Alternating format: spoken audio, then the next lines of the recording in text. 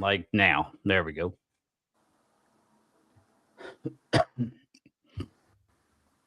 This is staff for sound. Do I need to do anything?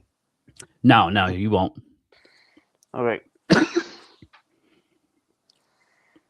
All right, ladies and gentlemen, welcome to the fourth installment of the Bones Unfiltered Podcast, Special Needs Edition. I'm your host, Bones, and today I get the privilege to bring in a young man that I've known for quite a while. He's been on every team that I've assistant coached or head coached in Special Olympics, and he's been with me since I started my stint with Special Olympics back probably, 7, 8 years ago. But, ladies and gentlemen, please welcome to the stage Matt Proffitt, a.k.a. Rhino, and we'll get into what his nickname here in a little while. So, Rhino, welcome to the stage, man. I'm glad to have you aboard. What's going on, Boneyard peeps? That's right.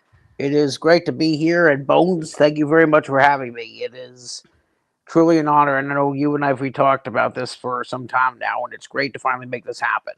It is. It's very good. And for those of you all that will soon find out with this young man here, he was definitely a good choice to do this because Rhino, although he has disabilities, he is incredibly intelligent, very articulate when he speaks, and he is a really good candidate of somebody that can explain the trials and tribulations that he's gone through with his disability, but also he can inform people about all sorts of various programs, and we'll let Rhino kind of touch on a little bit of everything. Plus, we're going to dive into like a lot of his passions. He has a very big passion for the wrestling scene.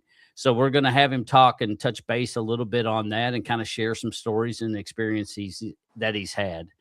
So, but for starters, let's start off by essentially, let's give you a little sneak peek of what Rhino looked like when he was a young wee lad. And there you're a cute little kid, man. I was rambunctious, I'll tell you that much. Now tell me a little bit what you can recollect from this photo. What have you learned? Hey, Pam. Well, for starters, just to give you a little bit of personal background, I am, as Bones mentioned, I am on the autism spectrum, and I'm also, I also have a, what's called Asperger's syndrome. It's a variation of autism. And I was diagnosed right at a young age, about 2.5. They originally had diagnosed me as ADHD, but my mother, who has been my biggest supporter in the since I was very, very little up to the time I was born, dating back to it, should I say. She started reading, and some of the triggers, should I say, that she noticed in me were not with ADHD at all, and she got me retested, and she got a second opinion, and they said, your child's not ADHD, your child is autistic, and he's on the Asperger's syndrome spectrum. And couple of examples on what triggers my autistic trait, so to speak, is I don't like being touched softly. That's just an example. I like being, touched firm instead of just, a soft touch. That kind of irritates me a little bit as far as sensory issues. And another sensory issue was loud noises. I would usually, put my fingers in my ear if it was like a loud noise. Just a couple of sensory triggers, which was, that's as far as who diagnosed me, to the best of recollection. It would have been downtown at downtown at Cosera, the best of my knowledge. So okay. Now, are you still sensitive to sounds like you were before, or has that, now that you've aged, has that seemed to kind of diminish a little bit? To an extent, it has. I wouldn't say diminished, but it has improved. There's some loud noises that I have to have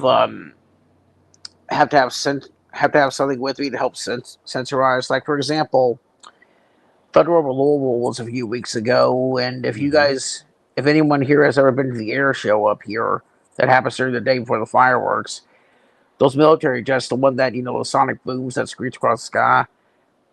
That is one of them, and to an extent, it's anything over a certain decibel is okay.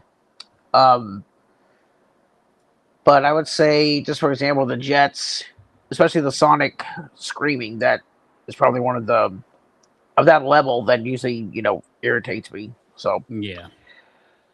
but I would say it's my triggers have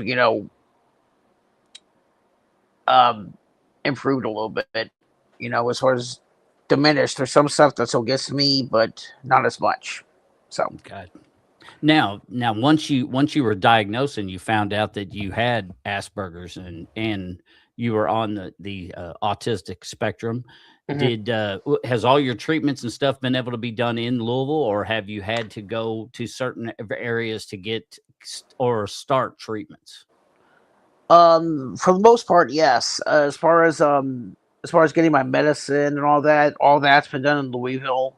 Hmm. But as far as I got older, give you a little bit of example. There was one time I actually had when I entered puberty. There was one time where, and I also, as far as what else I also have mental health struggles, and I'd like to get into that for just one moment, if I may. Sure, sure. Go ahead. Starting when I went through puberty. Hmm. Um, I'll never forget. It was my sophomore year of high school. Right, it was late January, early February, second semester of my sophomore year. I am also a suicide attempt survivor. I tried to kill myself and my mother. Both my mother and I, against our better judgment, she took me to the hospital, and I ended up spending a week in E Town at a behavioral place called Lincoln Trail for the youth.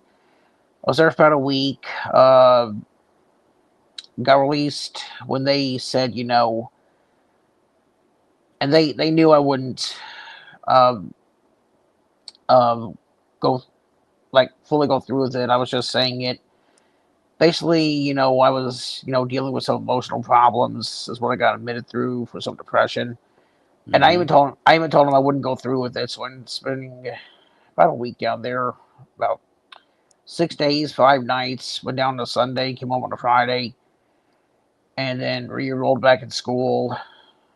And then I also, as far as treatment for my mental health, I've currently been seeking mental health treatment at Bridgehaven Mental Health Services downtown in Louisville on South First Street, and I've been getting services down there, and I am be going on 4 years of recovery. I started seeking it down there in October 2022, and this October um, will be I will be a member down there for 4 years, and I will be 4 years of recovery.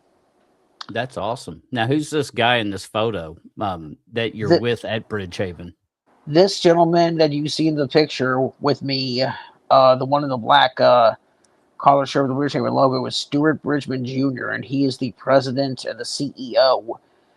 And that picture was taken a couple of weeks ago, and I actually had an opportunity it'd be 2 Fridays ago this week to sit down and interview him for my YouTube channel. For my I'm also a video caster for my channel called Rhino Talk, and we talked about the importance um, of I didn't know of you were doing that.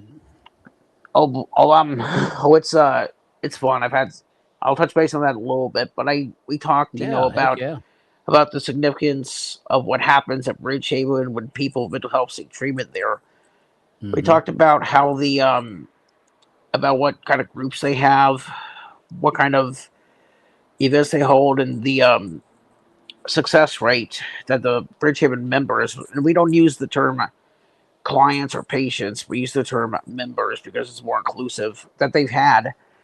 The homeless rate amongst members has decreased 70%, and this has been since all members in Bridgehaven's history, since they were founded in 1959, homelessness amongst our members, past and present, has decreased 70%, and the incarceration rate from all members since our history has decreased 100%. We have groups there that people can see, like we've got Mind, Body, and Spirit, we got LGBTQ plus group, uh, Life Over 50 plus, and we also got a newsletter group, which is one of the groups I'm actually. Nope. Rhino, I think we locked up on you. Let's Oh see if shit! we lost you. Well, there you go. I'm here. Oh, you're I'm back. here. There you Yeah, go. We had one of them technological hiccups with the I had internet those too. airwaves. Internet fart. But yeah, as I was saying, Bridgehaven has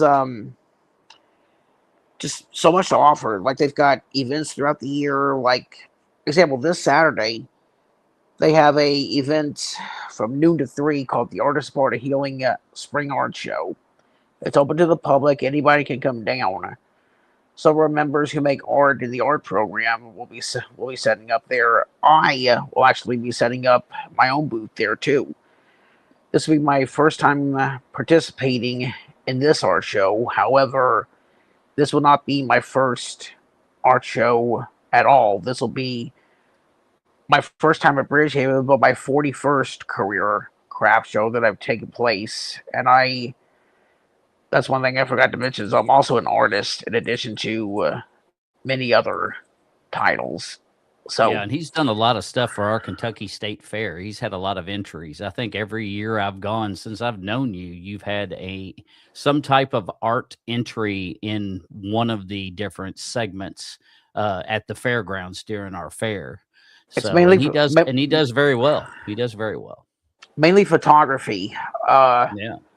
I've entered one painting, mainly photography. Like if I see something that looks, hidden or interesting or beautiful, I'll take a picture of it and then think about entering it. Like one year I took a picture. I was at the Louisville Zoo and I took a picture of a gorilla that looked like it was peering around the corner. I entered it, and out of several thousand pictures that were entered, that picture was chosen. That was one picture out of 50 that were chosen to advance to the next qualifying round. And I ended up getting an honorable mention for um uh for the governor's award that year for that picture. So No, that's really cool, man. That's and really cool. and so but yeah, this is I have um I have a lot of different interests: art, YouTubing, and I'm sure as Bones has told the viewers, I'm also passionate about the professional wrestling scene. Oh yeah. Um, I've been following OVW since its inception back in late '98, and I've seen people like John Cena, Brock Lesnar, Batista, Randy Orton, Shelton Benjamin, all those guys. If anyone here has watched WWE, they've that's where they got their start in OVW. Some of the stars I've actually sat down and interviewed with, like on the roster. I've had Donovan Cecil on there. Uh, OVW legend Jamin Olavincia has been featured on there. Tegan Thorne. Uh, Current OVW and a couple champions actually. And the young lady who's in this picture that you see is Sophia Rose. I actually, if I could backtrack just a minute, I featured her in a article based around hope and recovery for the Bridgehaven newsletter, and I went ahead and I reserved a copy for her and her mother, and I ended up giving it to her. I signed my name on it for her, and I gave it to her and her mother at a show at the Kentucky State Fair. That's And I'm cool, man.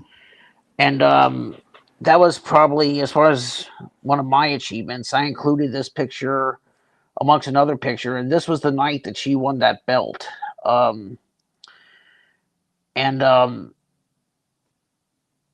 if um, if anybody out there has a bigger passion for wrestling than I do, I would love to meet them. So, So you can have a serious debate. oh hell, let me take you to a show, then we can debate then. And I tell you, the thing he's talking about, I read what he wrote, and that's why I said it. If this young man is, especially if you read what he writes, and you blog all the time. I mean, you've got stuff on Facebook. He does stuff all the time, and when he does, it's a very good read. You're very good with English and grammar. Um, you're quite astounding when it comes to writing. So that what he wrote was really awesome. What I got to partake in was really awesome about that young lady right here. It was a really cool read. And as far as my grammar goes, I do have a passion for writing, which is one of my strong points. It helps me express myself, and that's one thing I enjoy about having autism is the way our brains work compared to people who don't have autism. Like autistic people put out more information than the normal brain does. Like an autistic brain receives and develops more information more purely. And you can ask anybody who's studied autism for years; they can tell you the same thing. They put, I wouldn't say that um, I wouldn't say this because we're better than everybody, but the intelligence level of some autistic people who've been shown that they can put out more information, they're willing to learn now. And the more we learn, like I do, the more information we intake, the more information we put out. I say at least fourfold, and that's one thing I enjoy. Um, One thing I enjoy about having autism, and I don't think of autism or Asperger's as a disability. I think of it as a different ability, and I think of it as a blessing. So, Yeah, I agree. I agree so with that completely. Now, before we get in, we're going to get into more of the wrestling stuff for sure. But we'll backtrack just a little bit and um, kind of talk a little bit more about once you were a wee lad and they discovered that you were autistic and of course had Asperger's. Um, Unfortunately, down that road, not too long, I would assume after you had a fairly tragic event that happened yes, in your life, and it revolved around your dad. Um, yes, that would have been it would have been April 29th of 1994. That was us, my mother, myself, my dad. When that would have been maybe a year and a half before he passed. That would have been about Christmas in 1992 when this picture was taken, and my dad passed in April of 1994. And do you mind if I ask what happened, or is that he, too yes, sensitive for you? he he passed away of a brain tumor, and Oh, my dad loved me, and I wish he was still here. And that's one reason why I started going to Bridgehaven. Was and I have a pretty lengthy history of coping with grief, and I heard that Bridgehaven had a coping with grief and loss group, and that's why I went down there and I opened up about many of my losses, like not just my father, but grief. My grief, it can also, be cutting ties with friendship, um, ending relationships, and burning bridges with people that I thought was going very well, and I've learned some strategies to cope with all this. And one of the coping strategies I have was um was to honor my dad's memory. Just name a couple. Was going by his gravesite every year on his birthday, or in the week surrounding it. And Dad died 2 months shy of what would have been his 40th birthday, and Oh, I used damn, he to. was young. He A was lot younger than I realized. that picture. Not the picture you just posted of me, him, and Mom, but there's a picture floating around out there when he's holding me when I was about 6 months old. He would have been about my age. My age when that picture was taken. He would have been maybe 2 years younger than I am now. I'm 37. He would have been about 35. But just a couple strategies I do to honor his memory is filling out a March Madness bracket every year, or going taking a day and going out and enjoying nature. Because my dad was an avid outdoorsman. He enjoyed fishing. He uh he played little league when he was up until he was about 10 or 11, and he also I'll never forget my mom telling me his favorite snack. One of his favorite snack and his favorite activity. His favorite snack was a handful of peanuts in a glass, ice cold glass bottle of RC. I'm not sure if you remember the glass bottles, but Oh yeah, I remember them. he put Absolutely. that was his favorite snack was a handful of peanuts in an ice cold bottle, a glass bottle of RC, I and then love another. RC too. It's so good. I know, especially if you've been working a lot, but Heck yeah. and then another activity that he loved was playing with water guns. And I'll never forget this memory we had. We were camping down Nolan Lake. My grandmother, which was his mom, Mhm. we got down there. They were already down there, and my grandmother and my grandfather, his parents, brought me down.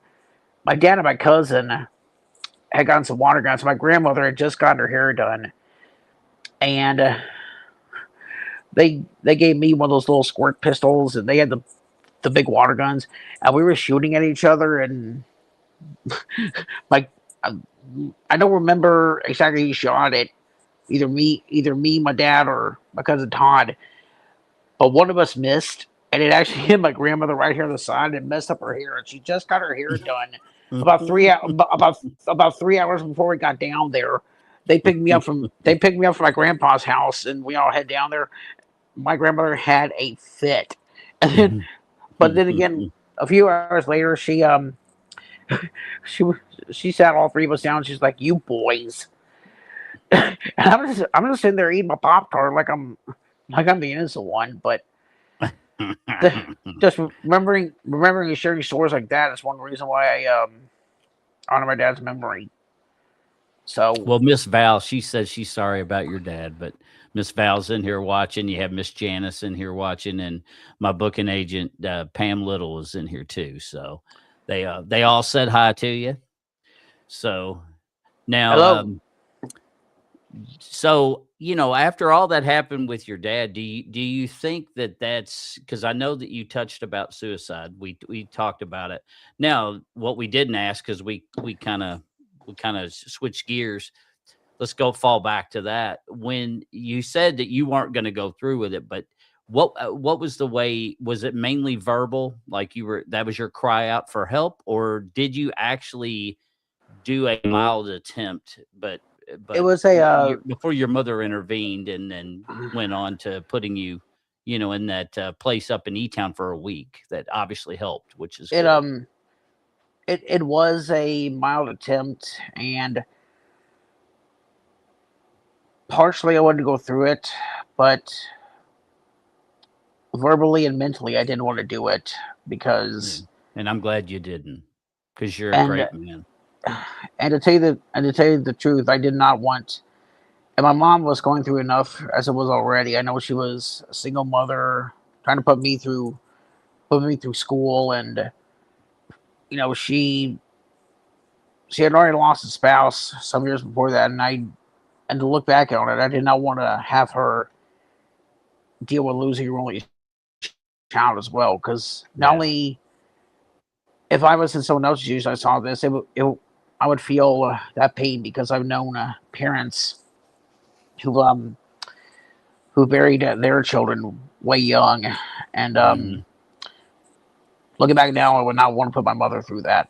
And So I'm glad you did. So was did you start feeling like you wanted to commit suicide? What was that mainly revolving because of the loss of your dad, or was it kind of that and kind of your whole disability and everything, all the trials and tribulations you have gone to that point, just kind of you just got overwhelmed? Like what kind of pushed you in that direction where you started thinking those thoughts? I would say it would be a handful of everything, and plus, when I was going through puberty, that was a pretty emotional time for me because I recognized I recognize now that not only my brain was growing and I didn't really have the cognitive understanding on what was going on, Hmm. and a lot of that was when the seasons change. That's when my emotions tend to change, and Hmm. I'll be the only one to be honest with you right now. It was getting ready to be springtime in like 3 or 4 weeks after that, and the springtime, and many other people notice, is the most emotionally challenging time for me from mid March up until the week before Father's Day, because Hmm. um, that's about the time of the year, one, when I lost my dad, and two, when when I've lost the most people, and especially a couple other events that I remember that kind of triggered me. Hmm. So, and but to answer your question, it was mainly all the above, and Hmm. plus I do have some emotional problems. And since I've been seeking treatment, they've to an extent they've diminished quite a bit. To an extent, they're still there, but they're not as not as frequent as they were. Good. That makes me happy to hear. That's really good. Thank you. And to the viewers who've expressed their sympathy and their condolences, I thank you guys very much. And you know, I take all the prayers, vibes, and positive energy recovered as you see fit. So thank you guys very much. Heck yeah. Now, so essentially now Bridgehaven is probably that's probably the place you attend the most. And Yes. it's worked, it's done wonders for you. It's been your shining light, hadn't it? Oh, believe me, it's not just for me, but it's done wonders for everybody Yeah. that's ever stepped through those doors. I know my mother, and I'm pretty sure she's going to see this interview. She's even reached out to volunteer down there on a couple occasions. I know she's going to be volunteering for this event we got coming up, as I mentioned, on Saturday. And this as far as events for the community, the Artist Bar Healing event is probably one of our biggest community events. And there's a picture of my mother and I. That was at a Dreams with Wings gala a couple of years back, and Dreams with Wings is one of the places where I receive support at. I also have a residential place. I'm actually operating right here in my apartment, which is a Dreams with Wings residence, independent living.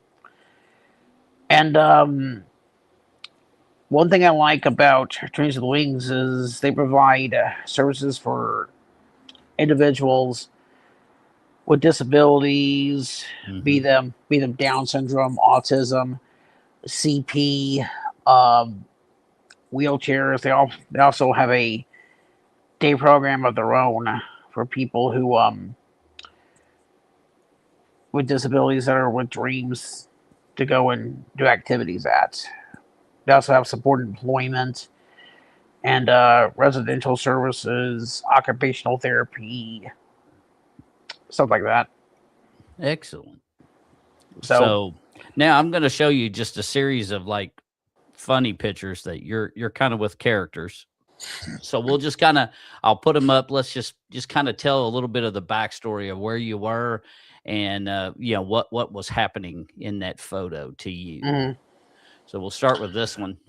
Churchill Charlie. That was actually on Thanksgiving, a Millionaire's Row at Churchill Downs.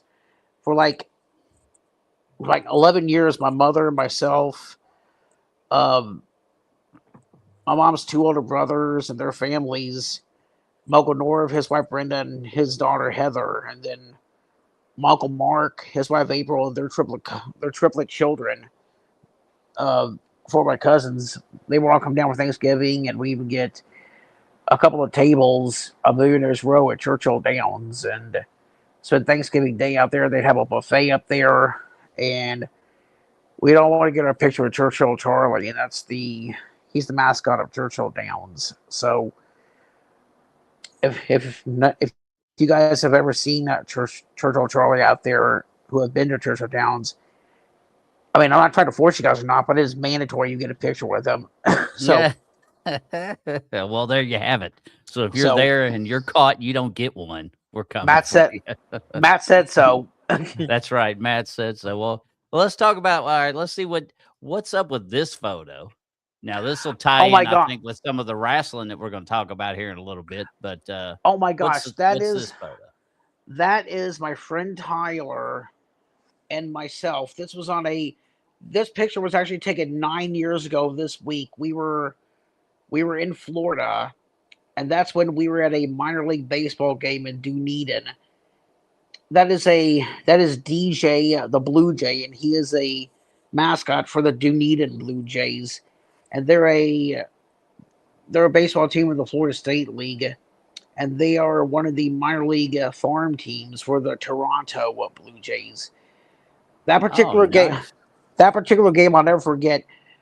There's these event people going around. They needed two people, like they needed four people to go onto the field to participate, and like one guy would have a bucket on his head, and the other guy would throw balls into the bucket, and whoever had the most would out of the two teams of two would get a certificate to a Florida-based Texas Roadhouse type place called Cody's. Well, Right. I heard the people say, "Hey, they were just talking. Well, we need two more people." And maybe when my friend Connor and I were like, "What are you guys looking for?" They're like, "We need two people to take on these two people on the field." I'm like, "We'll do it." So that was it, and that was I'm like, Tyler's like, "Did we get going on the field?" They're like, "Yeah, you do. Right out here along the first base line." Me being impulsive, I raised my hand. We'll do it. so Mhm. so we got out there, and then we used that certificate the next night, and then the morning after we used that certificate, we actually got on a cruise ship, and we went and cruised the Bahamas for about a week. So And you do a lot of cruises. You are definitely. I've never even been on one, but you've been on a bunch. I, You're like, if I ever go, I'm gonna call you and get some tips. believe me, we just went on a back in November. I just went on my 15th. Holy So crap, that's awesome, buddy. That's and then awesome. uh and then 1 year from now, in May of 2027, I'm actually going to Great Britain with my mother. So No doubt. it's going to be Now, you prob- just going to Great Britain, or is it gonna a cruise that ends up in no, this will Great be Britain? we're flying from Louisville, and we're going to try and get to JFK in New York, and then from at least one of those airports up there, we're going to fly to Edinburgh, Scotland, and it's going to be like a bus tour. It's like a 10-day trip Nice. through Scotland, England, and we're wanting to fly home. We're hoping to get out of either London Heathrow or Liverpool Airport. So we get to That is see. gonna be a good time. I know we're gonna see. I know we're gonna see Loch Ness. Hopefully, depending on how much time we have in our itinerary, we're gonna try and get Stonehenge. That'll be cool. Uh, and I know for a fact, I actually got informed about this schedule the other day. We're gonna do a Beatles museum tour, a walking tour of a Beatles tour in Liverpool. So That'll be cool. I love traveling. So And you do a lot of traveling, which is good. I'm glad you're getting the opportunity to do that because I say, you yeah, deserve that kind of stuff, buddy. I say my favorite place to go to as far as traveling is I know you're going to show this picture, but it's obviously Disney World. So Yeah, and I do have one that I did take while he was at Disney. you didn't. Well, my mom And took he it. let You the weren't there genie for. out of the bottle. I mean, he just wrecked it. It just wrecked it for everybody that day. Are you kidding? Are you kidding? Genie actually burst out of the bottle. He said, "Come on, man, let's boogie." So that was actually during a parade. I looked up. I see this blue thing there. My mom's taking a picture, and I'm out there in the middle of the parade. I'm boogie with Genie. So that's of all my Disney pictures, that one's probably my favorite one, and I love Genie. So, And but he's got a I do bunch want to on put his it in. Facebook. There was a bunch of options of Disney photos with all sorts of various characters. I mean, you name it, And and it was probably has it. I would like to put out a disclaimer: Robin Williams is the best Genie ever. Amen. Yeah, he's the best Amen. I Genie think ever. he was. I thought he was an awesome Popeye too. I don't like Yes, he musicals, was. but that one was. I loved it. That was my favorite. It was. I And was obsessed with that movie. It was so good. that that's one thing. That's one thing I like about Disney is one thing. One person carries the movie. The remakes they tell more of the story, but Right. Robin Williams is the best Genie ever. Sorry, Will I Smith. agree. but Yeah, he was. I have to agree.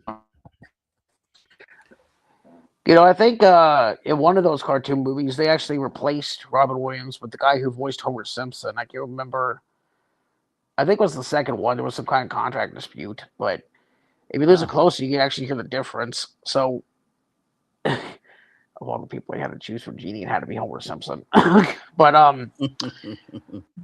but I if anyone out there, if anyone out there would like to reach out to me directly, I'll be glad to give them tips on where to go to. So, Oh yeah, if that's you've definitely been to Disney enough. You would be a good tour guide for I've been, sure.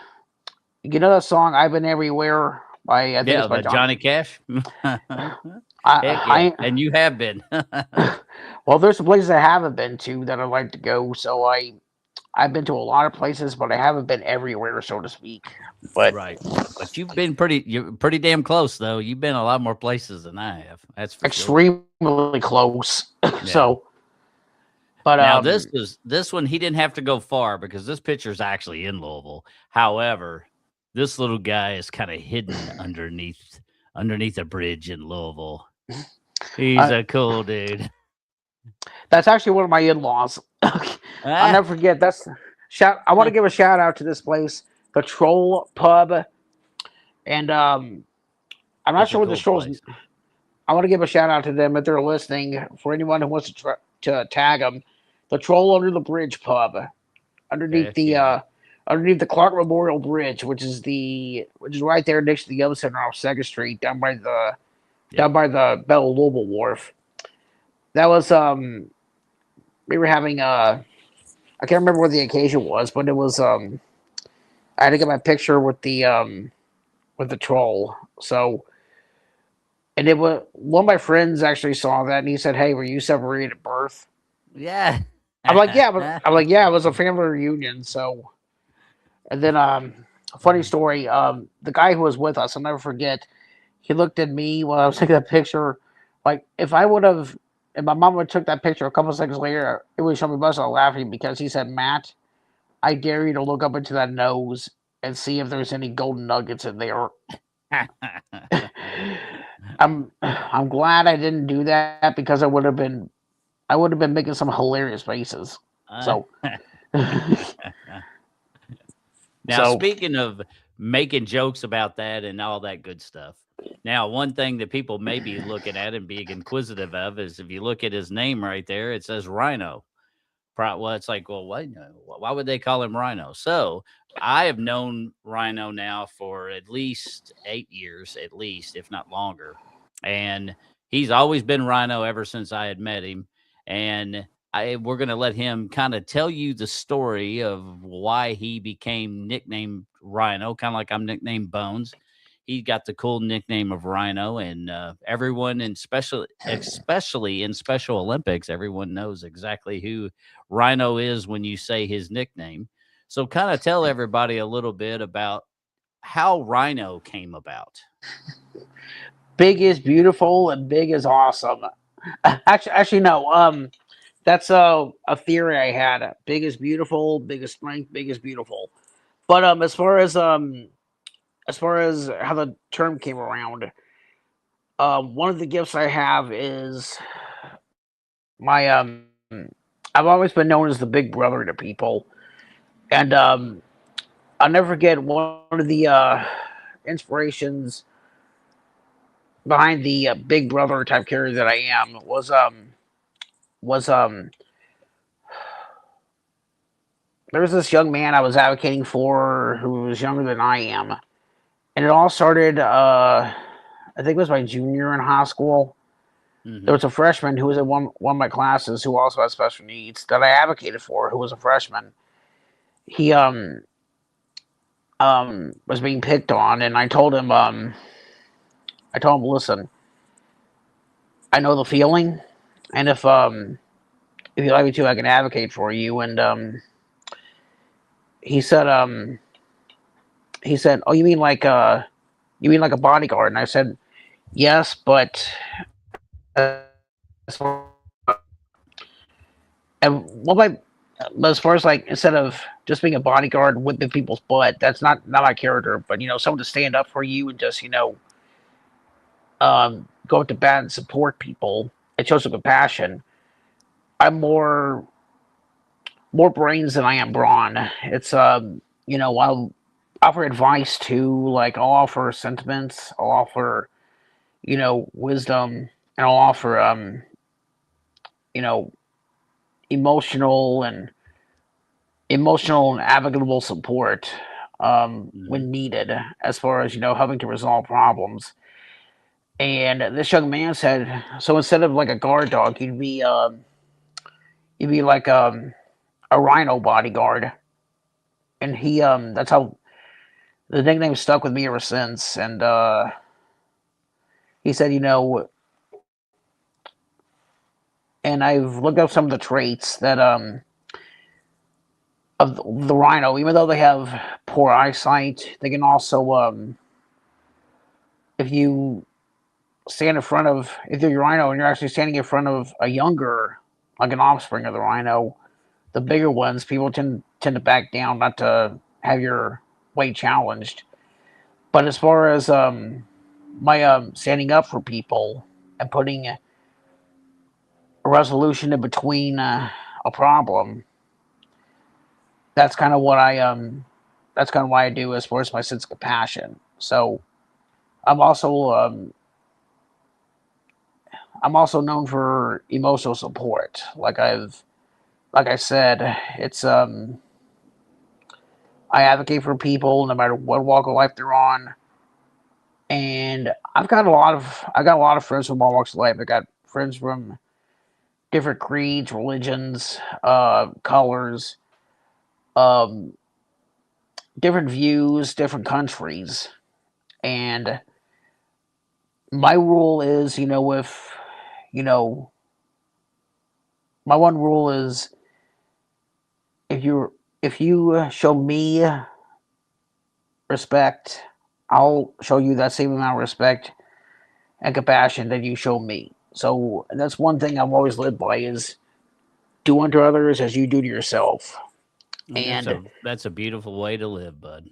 the other one is, if you show kindness to everyone around you, Hmm. everyone around you will reward you with the amount of kindness twice more or even twice more plus than you've shown them. And that's one of the gifts that I have is the gift of compassion, gift of advocacy.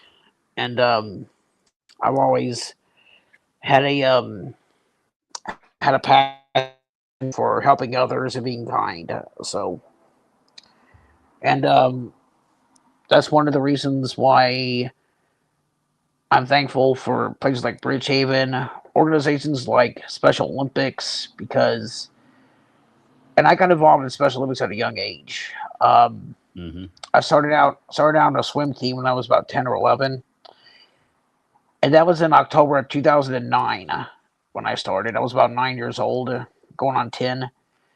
And here we are in May of 2026, and I've been over 25 years as a Special Olympics athlete.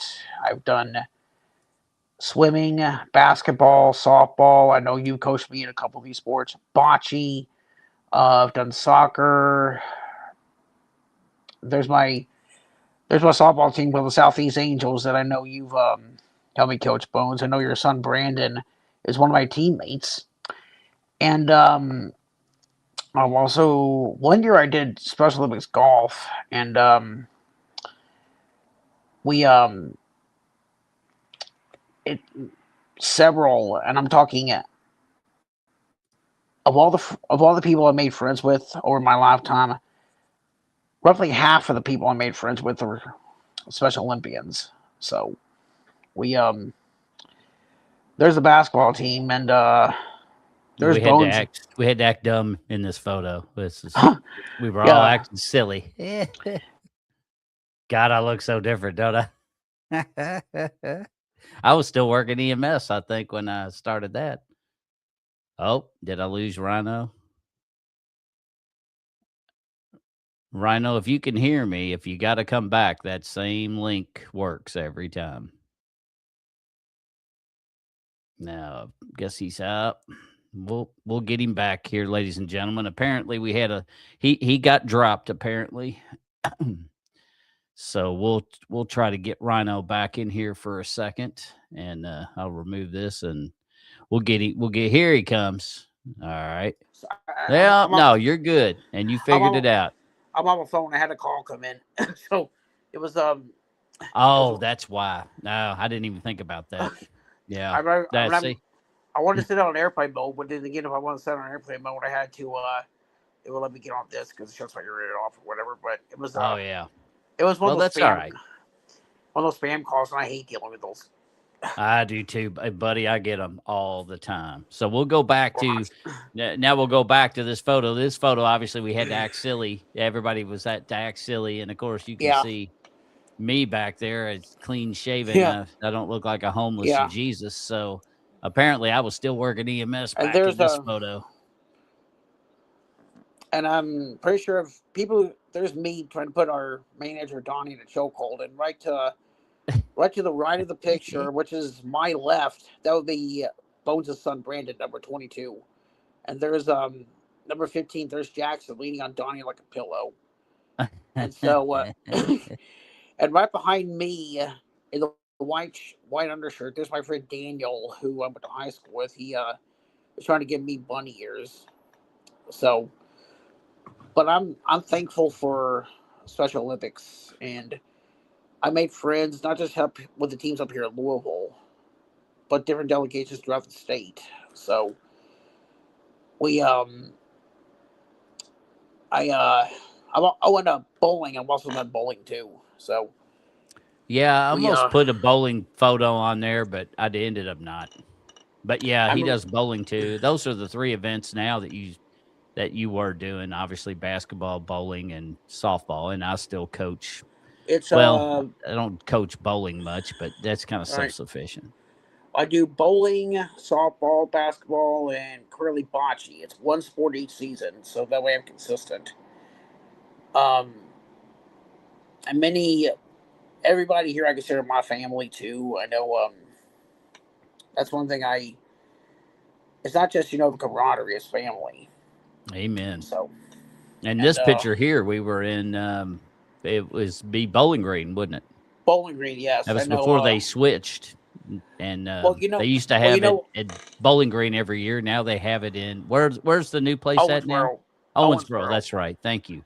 I Well, haven't been yet since with that well, switch.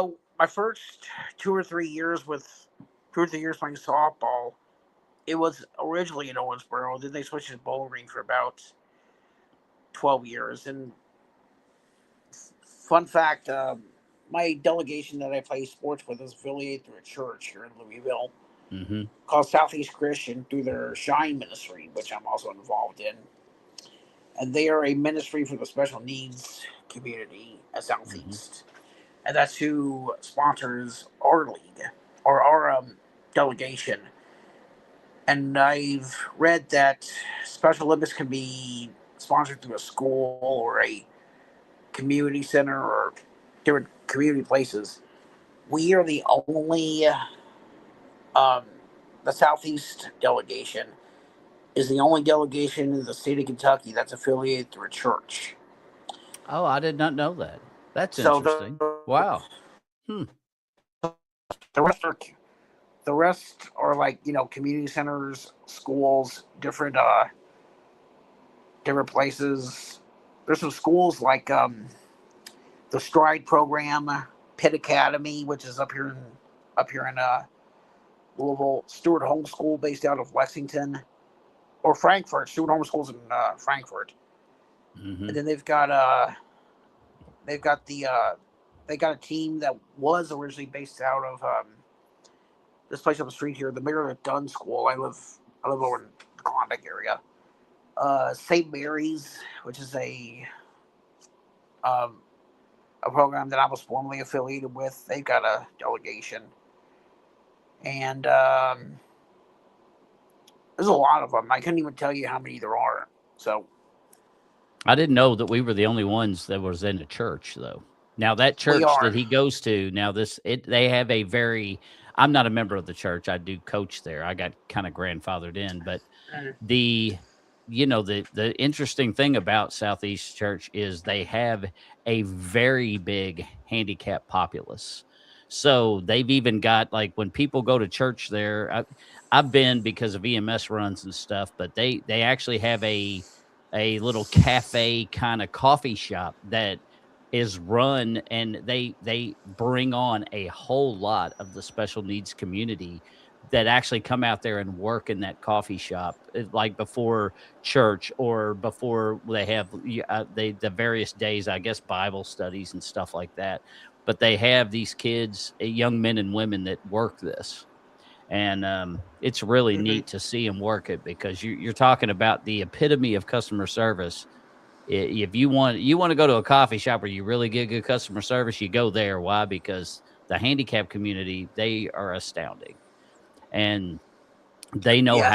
they know how to take good care of people. They really do, and that's it. Right. You there, Bones? Before about just the way that you all don't see color, and that's what I think is the most remarkable about the handicap and special needs, is they are the most genuine people you will ever meet in your life.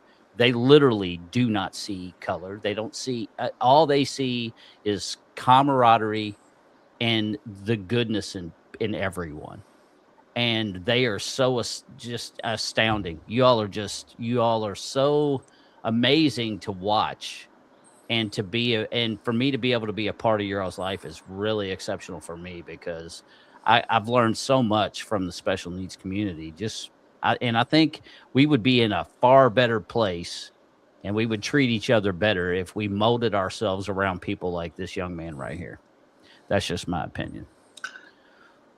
I feel the same way too. And one thing I would like to mention, as far as the Shine Ministry that Hmm. Southeast has, if anybody here has a special needs, a relative or a child, or has guardianship or custody of a special needs individual that's in the Louisville area, if you all would like to send them to like a summer camp or something, Southeast has one of those up in Henryville, Indiana, that we sponsor at the Country Lake Christian Retreat called Camp Freedom. I have actually been going to Camp Freedom for a while. It's a Saturday through Monday event, and we have it's one of the places where we get to experience summer camp for those who haven't really had the chance to. We've got a handicap accessible stuff for them to do, like for those in the wheelchairs. We got zip lining, we have horseback riding, we get to go swimming, a lake and a little makeshift beach. Um, we do archery. Some of us do axe throwing, and one night we get to, like, on the Sunday night we're up there, we get to do, like, they put you into teams and they do like a skit with your team, And we also have a worship. We have worship hour every afternoon in those days. And what they do, Hmm. as far as sleeping arrangements, they have these little buildings, and they're like makeshift college dorms. Like they have Hmm. bunk beds. They have bunk beds up there, and so if anybody, I would strongly encourage those who have anybody that has special needs that has never been to camp or a summer camp before with special needs. I would consider. I would strongly encourage those of you to look into Camp Freedom through Southeast Christian Church, or maybe even those who would like to volunteer. I would encourage those who would like to volunteer at a camp to consider volunteering, because it truly. I've had several volunteers actually tell me that was truly an eye-opening experience. Some of them even told Hmm. me. One person even said, it brought him to tears seeing every single one of these guys and girls have so much fun, and that's one of the biggest blessings in my life is sharing the world with the special needs community. So that's something to think about. Heck yeah, and he goes to every one of them, and they do dances and all that stuff. The Shine Fall Um, Festival, which originally started out as an adult prom, and I do have a picture, if I may, up here on my oh yeah, shelf. oh Yeah, yeah. Well, the that is that is actually sorry. beach night. That's actually beach night. A young lady I took on a hula night. They had it.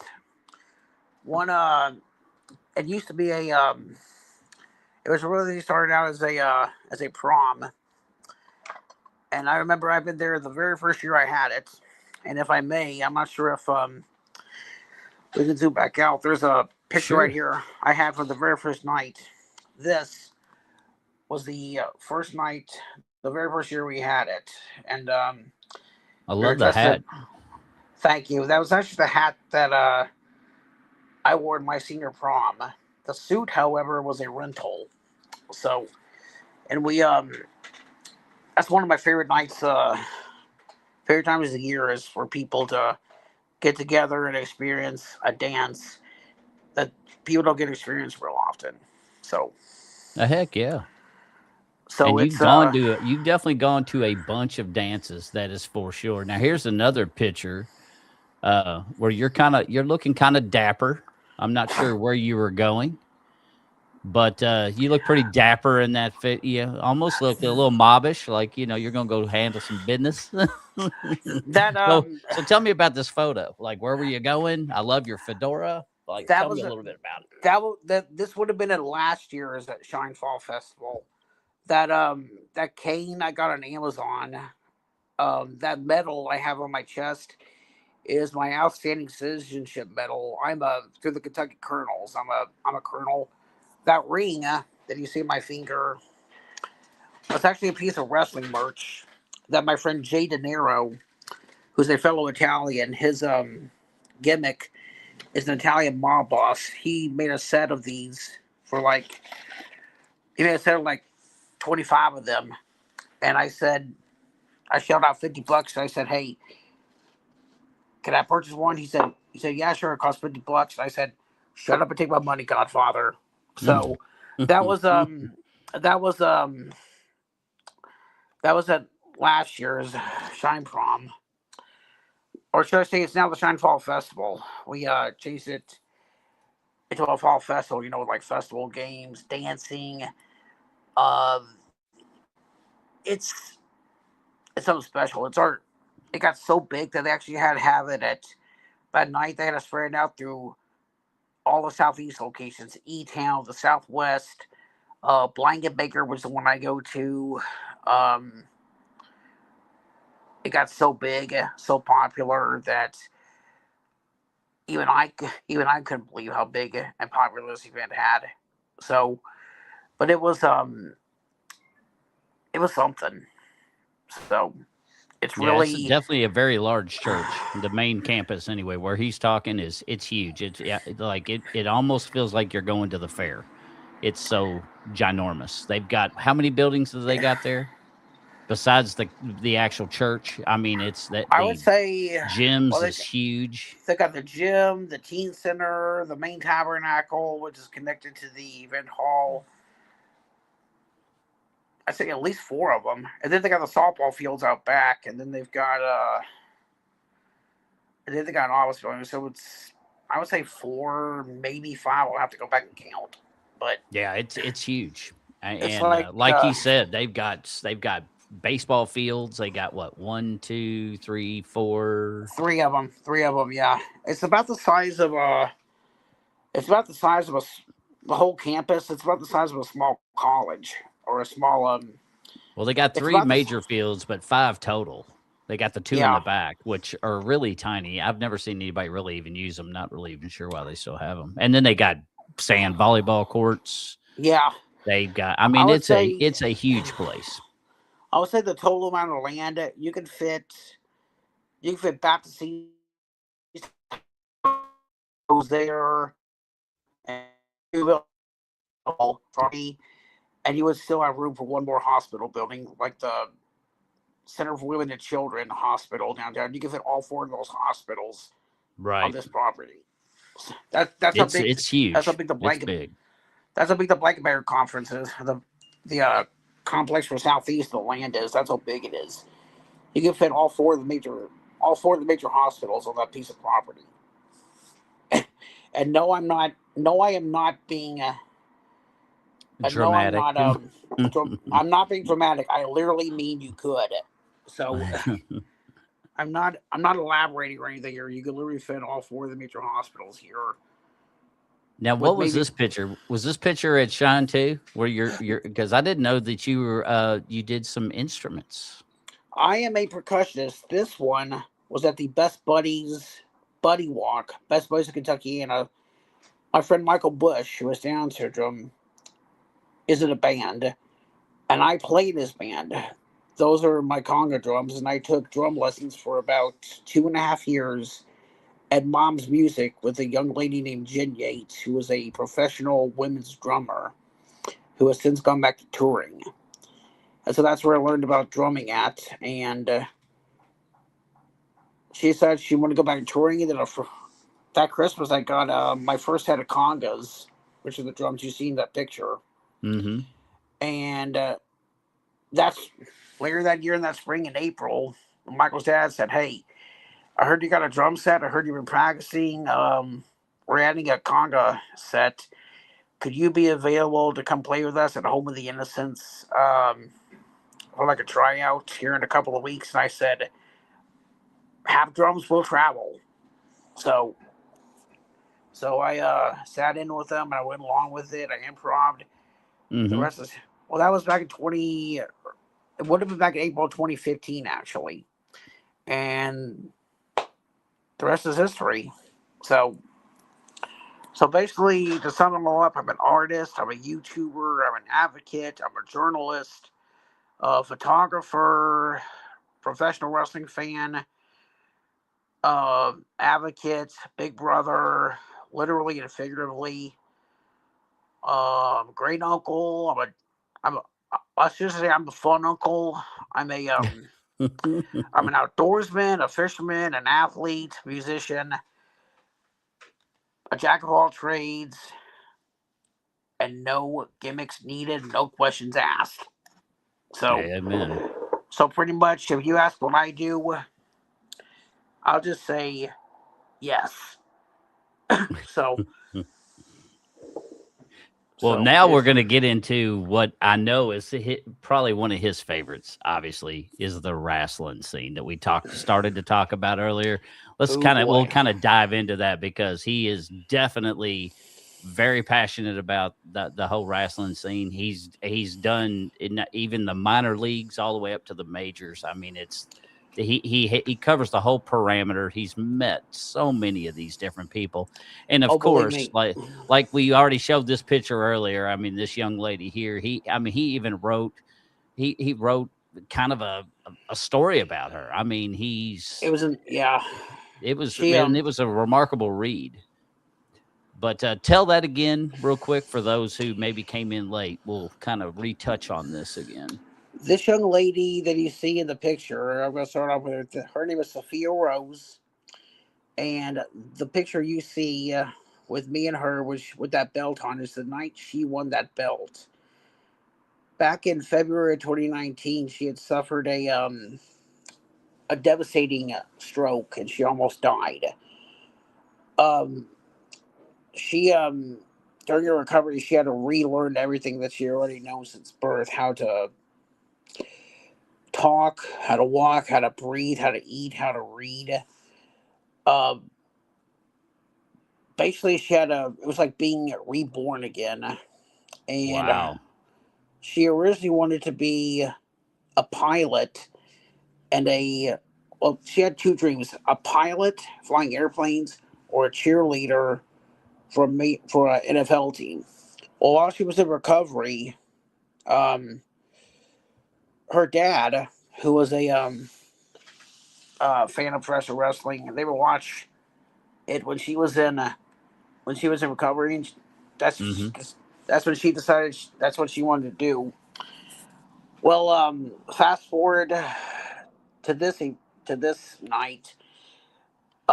I became friends with her mother, who's a fellow equestrianist, a horse owner. My mother and I, we actually owned a couple horses, and I believe her mother and I became connected on a Clydesdale page somehow. Oh, no doubt. And that's how I met Sophie, through the horsing and through the professional wrestling scene.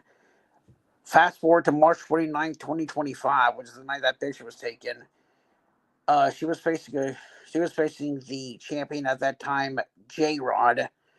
Um, and she had just won. Sophie had just won a number one contenders match 3 nights before on OVW's um, weekly TV show called OVW Rise, which airs every Mm-hmm. Thursday, which you can catch live as it happens every Thursday on OVW's YouTube channel or on the Fight TV streaming app, Mm-hmm. and which is also where the premium events take place on the TV show. Well, anyway, it's March Mayhem 2025 at the Hot Point Davis Arena, 4400 Shepherdsville Road, which is, in my opinion, one of the, if not the best independent professional wrestling venue in all of professional wrestling, hallowed grounds. And they say it's the home of tomorrow's superstars today. You fast forward, this match is probably the fourth or fifth one of the card out of a total of eight. The champion um, enters first, followed by Sophia, who's the challenger, and the champion enters to a moderate response. Then Sophia's music hits, the whole place stands up, and she walks down, and you can tell everybody in the arena is solemnly behind her, wanting her to win after hearing her story. This young lady came back to life, literally worked her ass off to come back to life 6 years later, plus an 8 minutes to change the total match time. Mm-hmm. The match goes on, and she the 1, 2, 3 is counted, and Sophia, oh my gosh, and I apologize if I try to get choked up here, but No, you're her good, bud. we there was no dry eye in the arena that night. No other match of the night that had happened or was yet to come mattered, because people were obviously wanted to see her win this title, and I'm proud to say not just her, but several of the superstars I met there that I've interacted with, some of who I've interviewed, have become, that I've become aligned with and that I've become friends with. I'm proud to say that they're my heroes, my friends, my inspirations, um, and they believe because we believe, and we believe because they believe. It's and everyone I've interacted with down there, be it the fans, or the superstars, the referees, the agents, they've all been very, very polite, respectful. Um, I've even had the honor of meeting some of these stars' families, like Sophia's mom, um, Donovan, the man with Cecil, his mother, Shotgun Tony Gunn. I met his wife and his daughter, the families, um, the fans and their families. It's like a it's like we're all connected in one way or another, and for that, professional wrestling is also. I know we mentioned it's one of my passions, if not my main passion. Professional wrestling is one of my coping strategies. It's where I can, like, as soon as I walk into that arena, Mm-hmm. every single one of my problems gets left at the door.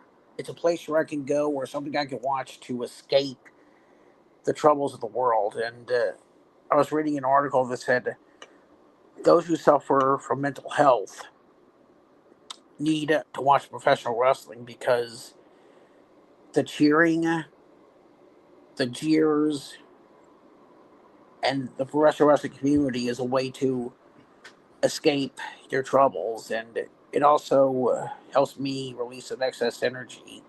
Mm-hmm. Chanting, like chanting the name of your favorite wrestler, or cheering, or erupting with the crowd when a major move happens. If somebody jumps off the ladder through a and drives their body off the ladder through an opponent and a table, and the whole place just culminates in a big cheer. That helps me cope with my problems. Mm-hmm. The one thing I will stress though is you should not try this at home for any reason, because these guys are trained. They're They trained. are. Yeah, they're They got trained. to be tough. You got to be rough and tough. It's not. It's definitely very aggressive sport, isn't it? I know, and these men and women, they train for years, thousands of hours of practice. It's choreographed. But the other thing is, when you sign up to train, Mm-hmm. you're not only signing up to entertain people, but you're also inheriting a risk of injury. And when you sign up to train, you're also subsequently inheriting the risk, because no matter what sport you do, whether it's softball, there's always a risk for injury out there. Oh yeah. And you know, they have but I do know there are trained medical professionals on standby in case at any and all these events, just in case something goes wrong and Mm-hmm. somebody needs medical attention. Whether they're, I don't care if it's Special Olympics. It doesn't matter if it's the NBA, the NFL, the FIFA World Cup, Major League Baseball, WWE, OVW, or what have you. Mm-hmm. There should always be medical professionals on standby because, like I said, you're inheriting the risk of injury no matter what sport it is. Whether it's an actual sport like football or sports entertainment in the professional wrestling world. Mm-hmm. Now, And my that's, cousin, she was in the movie. I think it was called Wrestler. It was a documentary shot about I think it was the OCW, the one with Al Snow who runs it. I've seen that. Um, The Netflix you were episode, Ohio actually in Virus. that movie when I watched it after it came out because my cousin, she was the photographer for that. Oh, shit. And when it Was came I? out, I watched it, and you were actually you and several of the other special needs that kids that I've learned and met through Soki were I'll have to go actually back. there to watch that show. I think I've seen some of them too. I've seen Hayden, I've seen Brianna, but Hayden. Yep. I've yet Hmm. to see myself. Do you remember? I I've think got to I go. saw you. I'm almost positive. I know Hayden. I know I saw him for sure, but I'm pretty I'm sure pretty sure. you were in the background in one of the shots. It was quick, but I'm I'm pretty sure pretty it was sure I me. remember seeing you. I'm pretty sure if you say it was me, I'm pretty sure it was me. If I was there, I was there. I'll have to go back and look for it Because because, I'm pretty sure you were there for yeah, that one because they were filming it while they were wherever their place is, and it's Ohio Valley Wrestling, isn't it? yes, yes. Yeah, yeah, that's what I thought. So, They but Al Snow, which he used to be very popular back when I was younger. yeah. Al Snow, what do you want? Head, and he held up this What is mannequin head that had "Help Me" wrote on the forehead. yeah. He was awesome. He was one of my favorites. What does everybody want? What does everybody need? What does everybody love and need? And it was Head. Head, yeah. So I remember there was one time he actually came out with there was a controversial storyline WWE did with him. They put him in a feud with the Big Boss Man, and instead of the mannequin head, he brought out his Chihuahua Pepper. And the storyline the storyline went, Big Boss Man kidnapped the dog. The dog was fine. It was just a storyline. Mm-hmm. But the one thing that ticked my mother off over her protest of me watching wrestling was when they supposedly had Al Snow eat something, and it was supposed to be a dish. The Big Boss Man had butchered the dog, cooked it, and fed it to Al Snow. And when Al Snow found out, um, and it didn't really happen, when he sort of got sick, and that's when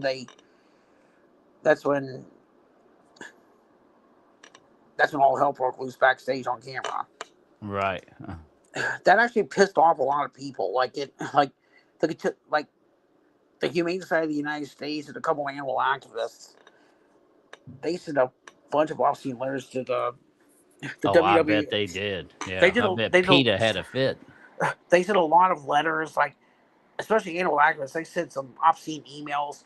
One Mm-hmm. guy, one guy even I understand tried to march into the WWE headquarters in Stamford, Connecticut, and march directly into Vince McMahon's office because he was so pissed. I'm like, it was they in my opinion, I understand there's storylines, but that should not have happened. But it's it's um it's one of my passions was professional wrestling. But No. Oh, heck yeah. Now let me show you this photo here. This is so you obviously you're up on current events, which I'm not.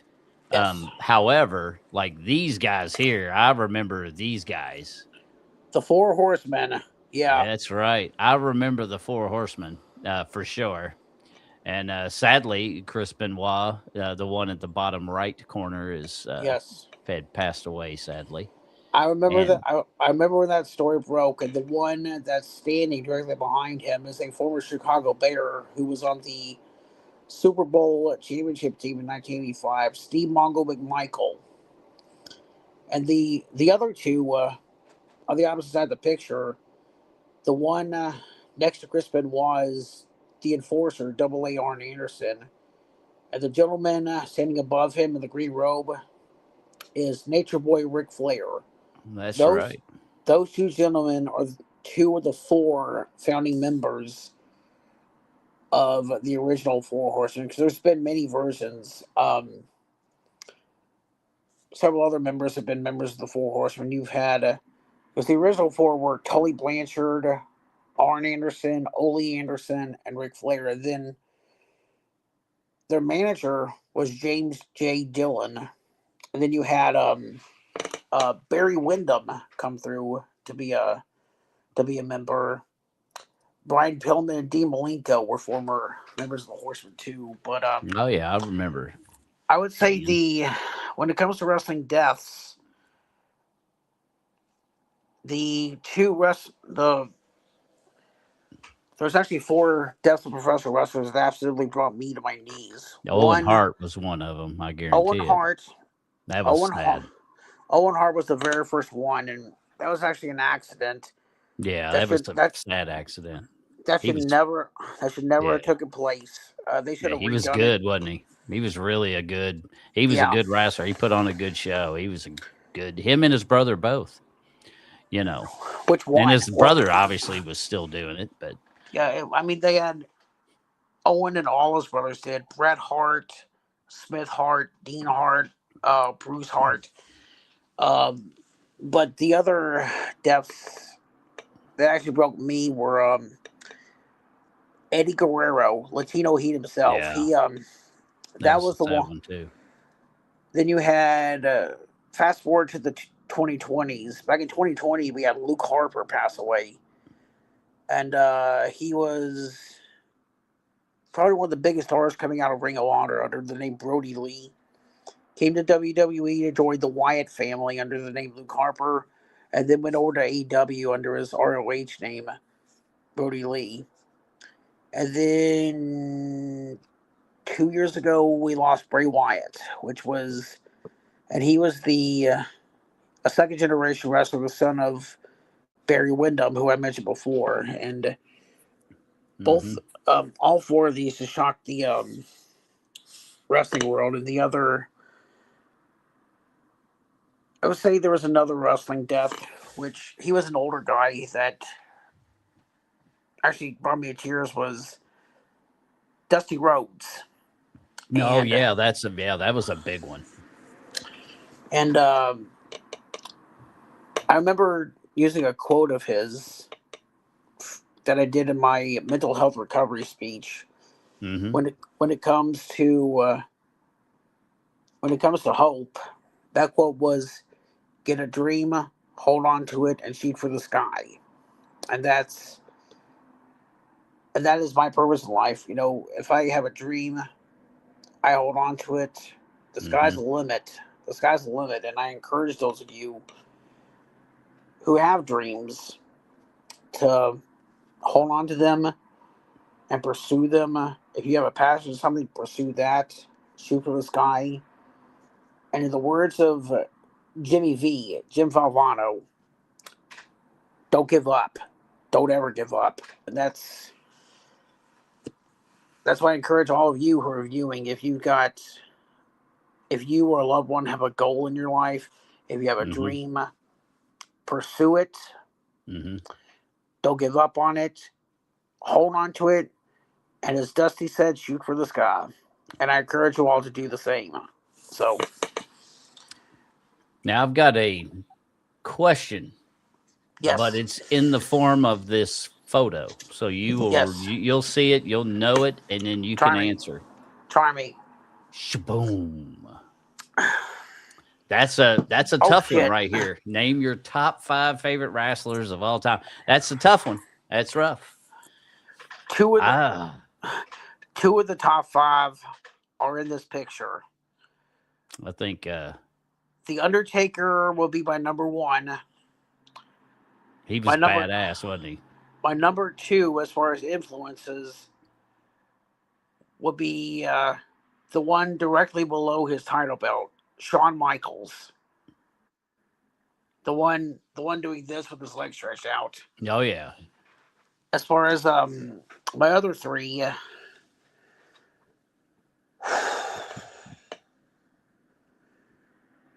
putting me on the spot, ain't you? John Cena's got to be up there.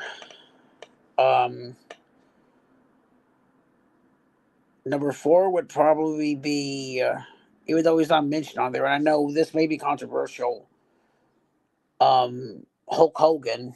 And then number 5. Yeah, Hulk Hogan was awesome.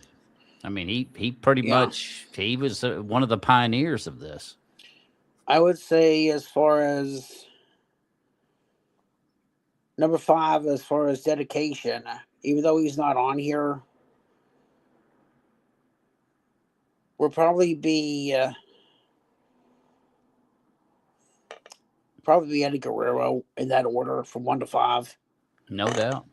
But as far as the superstar I actually have the most respect for, there really is only one answer, and he's the most legendary of them all, regardless of who anybody says. The one I will always have the unlimited respect for would be Undertaker, because he was badass, dude. I mean, you ask any of the talent who's wrestled with him, no matter what promotion you're in, no matter what decade, the fans. There was one in the 2000s when he came back as his Dead Man character, right? Especially for 2005 to 2013 area. When he would come back, he would get on the microphone. I noticed the fans would stand, and the fans would usually make noise for other stars when they were talking to the mic. But I remember one. I remember I went to an episode of SmackDown. It was in, I think it was in Lafayette, Indiana. Me and one of my friends went. Undertaker came out to do a promo, and the only time the fans actually cheered was when he was making his entrance, and when he would pause for just a brief moment. But when he was talking, the fans were quiet because that's how much respect we had for him. And everyone in the locker room who was done the interview on him said that he was, no matter who held the heavyweight championship at the time, the Undertaker was always the leader in the locker room. And he'd be telling people, hey, um, next time you do this, don't ever let me catch you do that again. Or go change your outfit, it's disrespectful. And people even said, professionally and personally, you want to listen to him because the last person you would want to show any kind of disrespect to is the Undertaker, personally or professionally. Yeah, oh And yeah. it's and I fully believe it.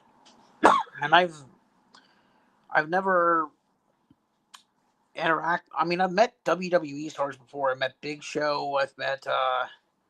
Now he's cool. I met And he's big. big. I He's a actually got huge there, man. there's a picture of me somewhere with him back in I tried to 2004. look for it, but I couldn't. I didn't see it. Now I may have walked over it because you got so many photos, but I was trying to find it because I'd It seen was it at before. it was at the Carl Casperato show back in 2014. Hmm. My uncle who was a street rod collector, he built a show. He built a car, and he actually got entered it in the Carl Casperato show that week with his car club. He took me to the one where they had big. I didn't even care about the rest. I waited in line for about 4 hours from the time the doors opened until I got in line. Like as soon as the doors opened to meet Big Show, and I waited in line for about 4 hours in that one particular line to meet Hmm. Big Show. And I was in like the first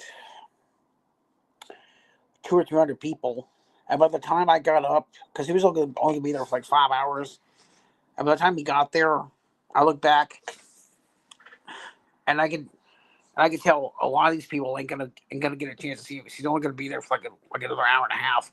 So I got my picture with him. I got to shake his hand, and let me tell you one thing: his hand literally swallowed my hand whole, and I thought I had big hands, but this Yeah, guy, he is a massive dude, man. He is huge. people said people said his people said his hands are about the size about the size of a jumbo size catcher's mitt. It's about the size of a frying pan if it's wide open like this, and it literally Golly. closed around my hand. He didn't even have to fully engulf in it; swallowed my hand whole, and that's how big this guy is. I remember when he first debuted in WWE, 7'2", 500, and now he's gone down just a little bit. He has some kind of surgery. Now he's down to like 6'10", maybe 6'11". Now he's lost all the weight. He's done like 3 something, but just the size of these guys. Even though I'm just standing and I'm no small fry myself. I'm about 5'8" and a quarter, and I'm about Uh-oh. I'm about Nope. three I sixty think you two. froze. There you go. There I'm you about go. three. I thought I lost you for a second. It Oh, froze sorry, up. No, it's not sorry. your fault. Technology, bud. Well, Miss Valerie, Yeah, she even mentioned Kane. Kane was, Kane. the Yeah, Undertaker, his story was really awesome. And when he was doing his documentary and stuff, he mentioned Kane and he was like, yeah. to the Undertaker, Kane was probably one of the That guys that he admired the most. At least it seemed that way through his documentary. that was one of my favorite storylines. It was, as far as favorite storylines, it would have been Austin versus Vince McMahon, Undertaker versus Kane, Eddie Guerrero versus Rey Mysterio, Hmm. Daniel Bryan, Triple H, and then back in the Attitude Era when D Generation X invaded WCW. Oh yeah, I remember that. I'll never forget. It was a Monday Night Raw. It was a Monday night, and both shows were taking place in Virginia. One was taking place in Richmond. The Monday Night Raw was in Richmond, Virginia, and on that exact same night, WCW Monday Nitro was taking place just up the road in Norfolk, Virginia. D Generation X with Triple H, China, the New Age Outlaws, and X-Pac. They decided to hijack a military jeep and invade WCW's turf. and they're going into Norfolk Scope, and they just had to. That pissed a lot of people at Ted Turner's company off. God rest his soul. And apparently, Turner Broadcasting sent WWE a letter and said, "What the hell did you guys do?" But And that's another bad loss was China. She passed away too. She passed away very young.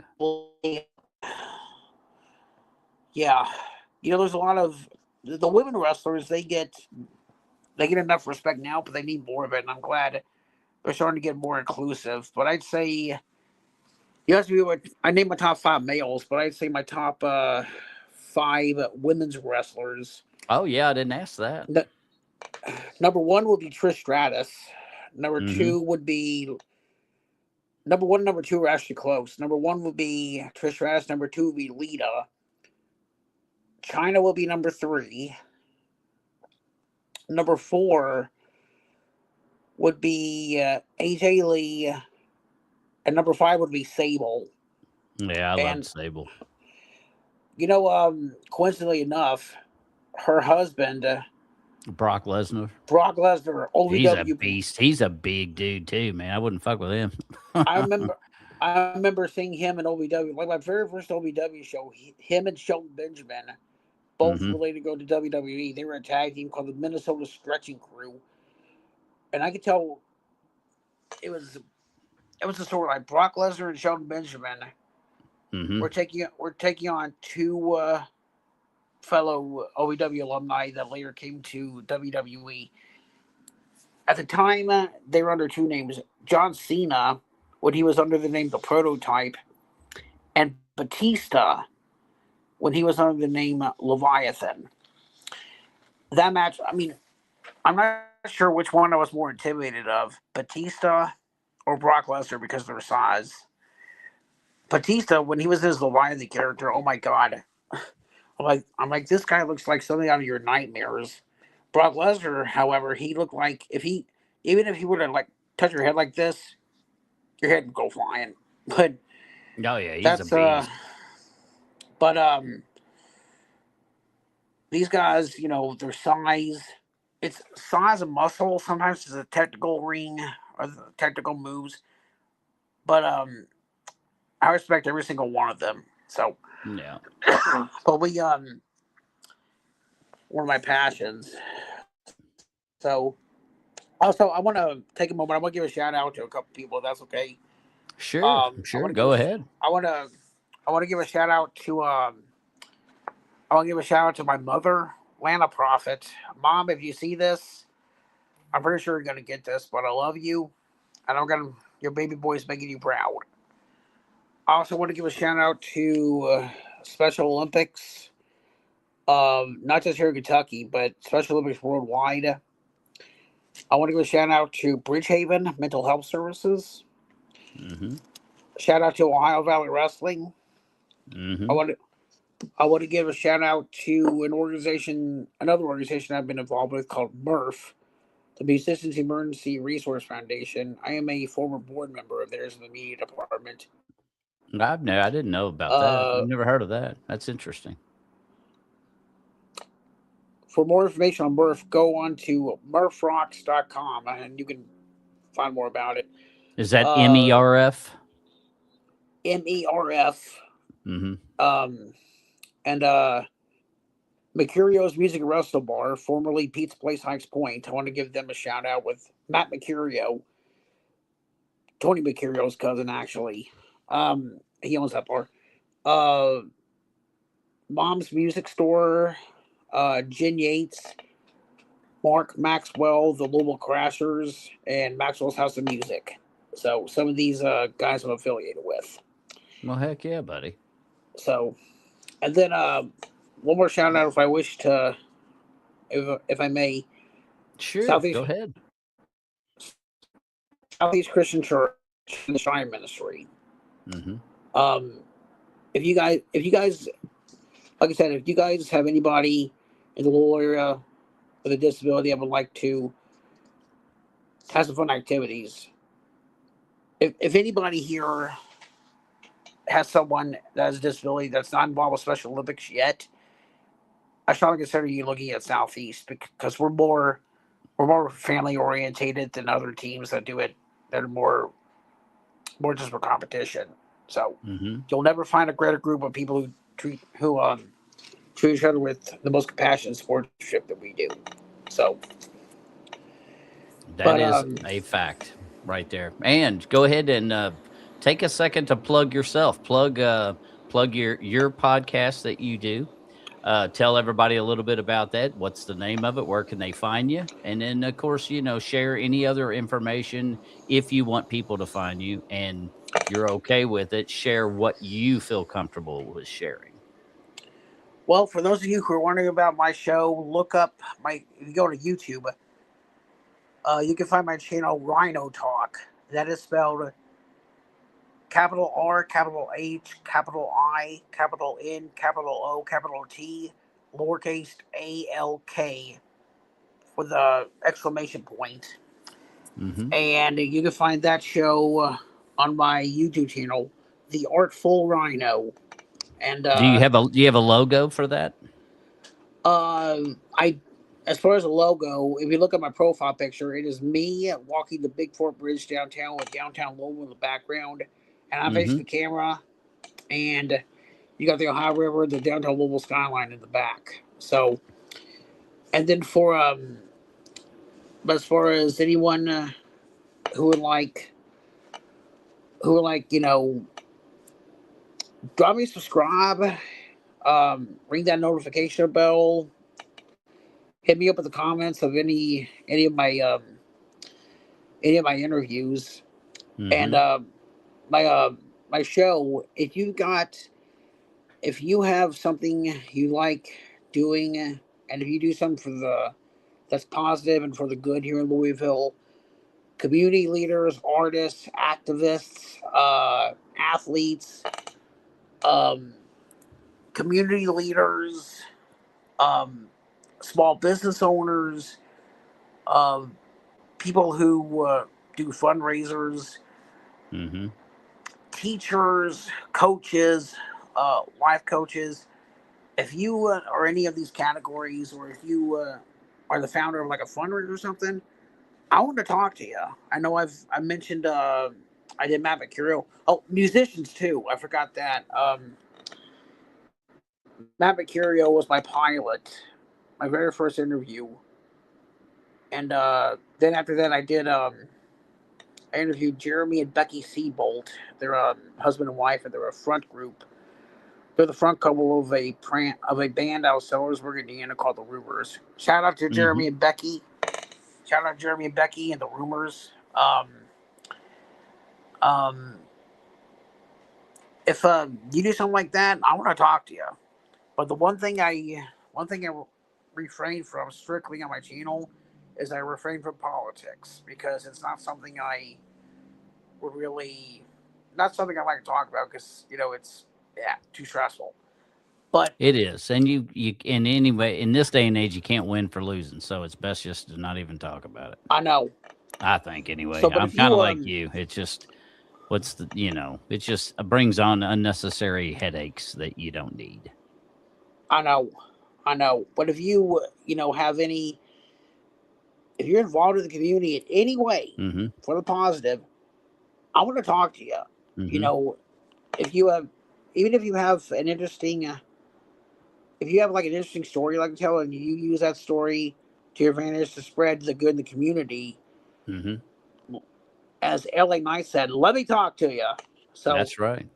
And I And I agree with you. I feel the same way. Any businesses that are out there that want to be on a show, especially local businesses, mom and pop shops, those are the ones I want to talk to because those are the ones that don't get is, that they're behind the eight ball when they're trying to right, run their business and grow their business. It's hard when you're in competition with these global conglomerates like Walmarts and yeah, Targets and all that stuff that have, a plethora of stores all across the United States. It's very hard to yeah, compete with that. So I definitely am kind of like you. If you've got a small business and you want to talk about your business, then give me a shout and we'll do a show and we'll let you brag and talk about your business and get and try to help give you that leg up that you're not going to get from unless you go and get it yourself. by all So, means. but I'm so glad that you wanted to do this, bud. And you were definitely one of them that was on my list when I thought about this because you're very articulate when you speak. You are very informative, and since you have that, you are fortunate enough you have that ability. Um, this this made you a really good candidate to do this. So I'm really blessed to know you, and I'm really glad that you wanted to be on my show. And I'm proud of all the accomplishments you've done since I've been with you through basketball, softball. I mean, bowling, all of these things. Like when I started with you years and years ago, there was a whole lot of adversity we had to go through and grow and become better at these sports. And you have shown consistent improvement all the way up to now. So I'm glad that you're on my team. I'm glad that I get to know you the way that I do. So I'm very The feeling blessed is to have mutual, you on this Bones. show, buddy. I love you, man. I love you a lot. Look, the You- feeling is mutual. you're a stellar dude, man. Stellar. So there I you have it, appreciate that. folks. I guess we can get ready to wrap this up. But again, Rhino's got his own talk, Rhino Talk. Search for it on YouTube, like he said. One You word. can check him out on Facebook and all that good stuff. Um, and he's just an all around good dude. Shout out to Bridgehaven because Bridgehaven does great work, and this young man right here is he's a prime example of how good they do. So I'm glad that Bridgehaven existed for you. Even that place that you talked about, which I didn't know about until we did this show, but when you went for that week, um, Lincoln Trail.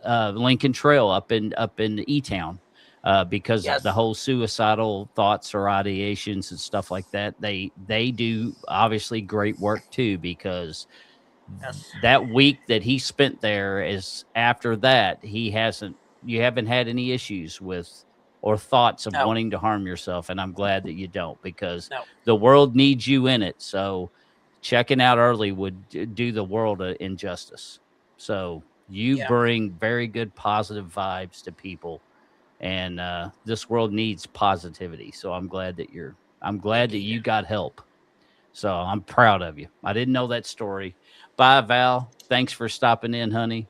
Um, but tip my hat off to Val. Val's a lady that is in every show that I do. She is very supportive, and she's very interactive, and I like that about her. But also shout out to Wolf from Wolf Bear Records and Podcast. She's probably doing something else at the moment, but she dropped in to say hi too, and she's a good friend, and she's got a good show to people to check out if they will so want to. So, but other than that, thanks for Pamela Little dropping in, Miss Janice Schmidt for dropping in. I greatly appreciate Miss Janice. I just met her not too long back, but she has been incredibly supportive since I've met her. So, and just to let you know, you can find his video. It will be on my YouTube. I'm at Bones 42323 on YouTube. This was also broadcast on my Facebook business page, which is Bones Enterprises LLC. Period. That's my Facebook page. This was broadcast live on that as well as YouTube. And lastly, we were also live on Kick, which I don't have a huge following yet on Kick, but apparently Kick was pretty popular, and it also allows me to kind of hit some of the younger crowd as well. So, and I think the younger crowd there may be some people out there that would benefit from hearing stories and I from people have like yourself that have gone through such adversities and I have no stuff. idea. I have no idea what kick is. I've heard some people talk about it. I need to look that It's up and kind of see like what it is. Twitch, but it's another version of I kind of like Twitch. I don't have. Oh, you I don't don't have. even know Twitch? I'm No, surprised, man. My old ass knows something you don't know. I'm not. But I'm not that. I'm not that too familiar with online. I mean, Twitch and Kick are kind of gaming platforms. So you have a yeah. lot of videos where people will watch people, do the video Uh, gaming, but they do podcasts and other well, here's stuff. the thing. So I'm told. So that's what I'm doing. I've had. I only got Facebook and I got YouTube. I used to have what's called Twitter, right? Or I guess it's called X now, but I only used X it now, maybe. yeah, and I still have But that, I but only got on it maybe like 3 times in the matter of the 10 years I had it. The third time was the final time. I went on to delete it. I was still getting emails. Like I never got on it, so I went on it the third time and I just deleted it. I said, "Screw this!" I'm like, I get on Facebook more than I do Twitter, which yeah. was a lot easier to understand. So, so well, Well, you definitely say hi to your mama for me when you talk to her, and she'll be uh, able to pull this up and watch it late. Like I say, she can find it on YouTube. The emblem, obviously, you know what my logo looks like, but also above your head, I don't know if you can see it, I can but see it. It's for a all of those there, that is the new logo that I came up with for my special needs version of this podcast. So if you're not into music, but you still are very into hearing people like Matt here talk about the trials and tribulations of their life, then you look for that logo because all of that is a special needs edition of the podcast. And that's where you'll find people like Matt and can be inspired by his story and of everything he's come by gone and through. listen to us. Come by and listen to us, people. There's a lot of people out here that want their story to be heard, and Bones will help share their story as he's doing mine.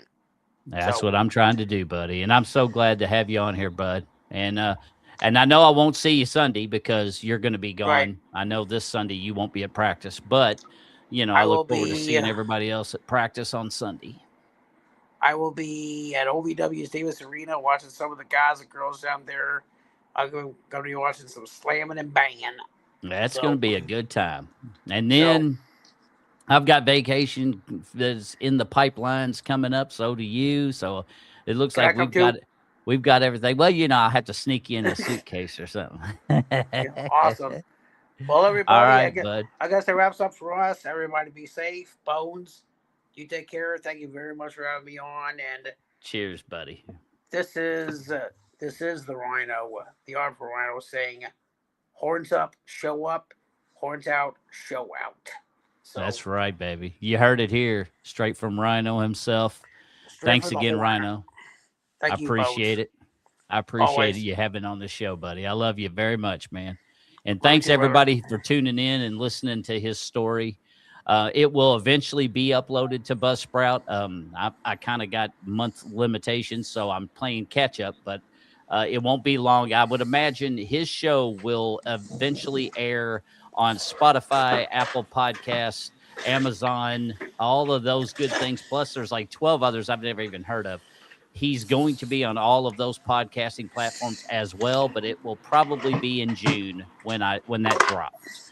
So be on the lookout. Sometime in June, your episode will be uploaded to all that, and then people that have Spotify could listen to you if they're driving in the car. They could listen to your story. Awesome. So, all right. Well, again, Rhino power. there it is. There's the Rhino. Gotta love it. Love the Mm. nickname. It fits you.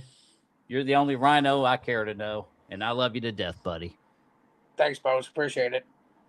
All right, ladies and gentlemen. Well, that's going to be a wrap. Thanks again for tuning into Bones Unfiltered Podcast, the special needs edition featuring my boy here, Rhino.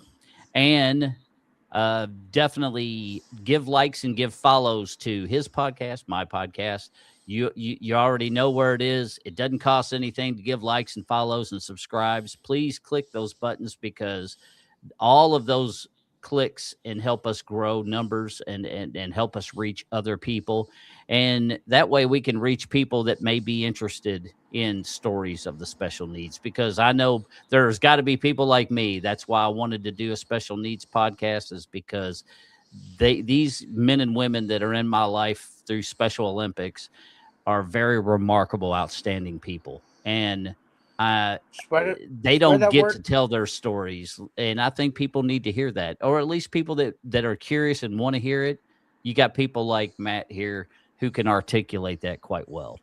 Spread the word So like wildfire, baby. That's what you gotta that's do. right, brother. Spread the word like wildfire. That's right. So until we meet again, this is Bones saying farewell. Be good or be good at it. And there's Rhino. This He's is the saying Rhino goodbye. saying hashtag be kind. Hashtag love y'all. That's right. And that's a Awesome. wrap. Peace out, everybody.